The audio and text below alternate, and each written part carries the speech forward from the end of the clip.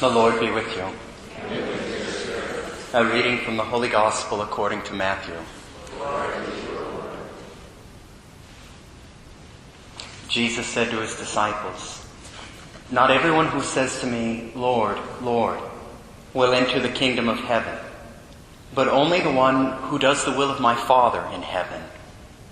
Many will say to me on that day, 'Lord, Lord, did we not prophesy in your name? Did we not drive out demons in your name? Did we not do mighty deeds in your name?' Then I will declare to them solemnly, 'I never knew you. Depart from me, you evildoers.' Everyone who listens to these words of mine and acts on them will be like a wise man who built his house on rock. The rain fell, the floods came, and the winds blew and buffeted the house, but it did not collapse. It had been set solidly on rock. And everyone who listens to these words of mine but does not act on them will be like a fool who built his house on sand. The rain fell, the floods came, and the winds blew and buffeted the house, and it collapsed and was completely ruined." When Jesus finished these words, the crowds were astonished at his teaching, for he taught them as one having authority and not as their scribes. The Gospel of the Lord.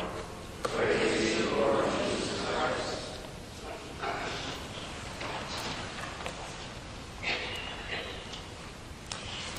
In the early church, there were great efforts made to try to discern and understand and define who was Jesus. Was he God? Was he man? And some people went astray in both directions. Some said he could not possibly be God. He suffered. He died. He ate. He slept. He wept. Others said he could not possibly be man. He rose from the dead. He worked miracles. He could read people's hearts. And then others said, well, maybe he was part man and part God. Cyril of Alexandria comes along and he says he is fully God and fully man, and we can know this by looking at his mother. If she was truly a virgin who conceived a son, that child must have divine origin. That must be God's son.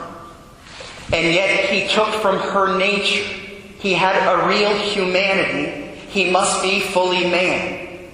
It is fitting to call Mary the Mother of God, and therefore in saying such, we defend both his humanity and his divinity.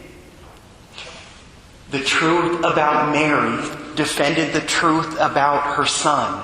And the early church found this over and over again, to the point where they gave the title to Mary, the destroyer of heresies.